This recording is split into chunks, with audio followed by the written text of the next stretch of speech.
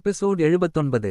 அரசனின் ரகசிய ஒலிபெருக்கி. விஜயநகர் பேரரசில் ஒருநாள் இராஜகோபுரத்துக்குள் ஒரு விசித்திரமான கருவியை வைத்து இருந்தார்கள். அது மர்மமான ஒரு ஒலிபெருக்கி. அந்த கருவி அரசர் கிருஷ்ணதேவராயரின் உத்தியோகபூர்வ அறிவிப்புகளுக்காக பயன்படுத்தப்படுவதாக அறிவிக்கப்பட்டது. ஆனால் அதன் உண்மையான பயனை குறித்து யாருக்கும் தெளிவில்லை எனவே இருந்தது. அரண்மனையின் முக்கிய மந்திரிகள் அந்த கருவியைப் பற்றிய அறிக்கையை இராஜா முன் வைத்தார்கள். மகாராஜா, இதை விற்பன்னர்கள் உருவாக்கியுள்ளனர். இது மந்திரிமன்றத்தில் உள்ள எவரின் குரலையும் பெரிதாக மாற்றி நாட்டின் அனைத்து பகுதிகளுக்கும் ஒலிக்கச் செய்யும் திறன் கொண்டது. அரசன் திருப்தியுடன் தலை அசைத்தார்.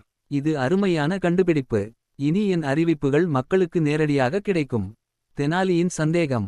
அந்த கருவியைப் பற்றிய விவரங்களை கேட்டதும் தெனாலி ராமனுக்கு சந்தேகம் எழுந்தது. மன்னர், இந்த கருவியின் செயல்பாடு எப்படி என்று பார்ப்பதற்கு நமக்கு வாய்ப்பிருக்கிறதா?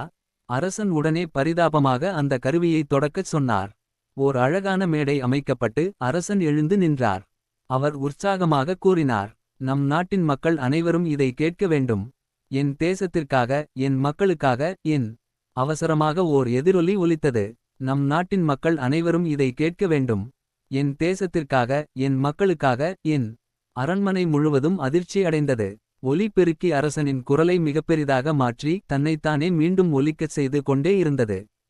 அரசன் குழம்பி நின்றார். இதென்ன? என் குரல் திரும்பவும் திரும்பவும் ஒலிக்கிறது. தெனாலியின் பரிசோதனை. தெனாலி ராமன் சிரித்தபடியே அந்த கருவியை கண்களால் ஆய்வு செய்தார். பின்னர் அவர் நெருங்கி அதன் அமைப்பை பார்வையிட்டார். மன்னா, இதை நான் சோதித்து பார்க்கலாமா? அரசன் உடனே சம்மதித்தார்.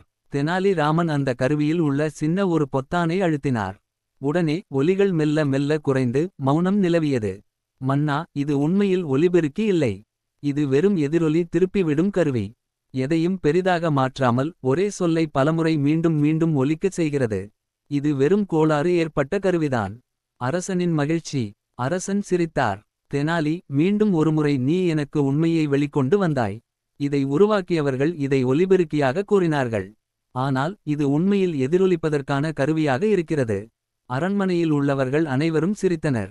அரசன் தெனாலி ராமனை பாராட்டி அவருக்கு பெரும் பரிசளித்தார். அரசனின் ஒலிபெருக்கி என்ற பெயரில் இருந்த அந்த கருவி பிறகு விரைவாக தொலைந்து போனது. ஆனால் தெனாலியின் அறிவும் நகைச்சுவையும் இன்னும் ராஜ்யத்திற்குள் ஒலித்துக் கொண்டே இருந்தது.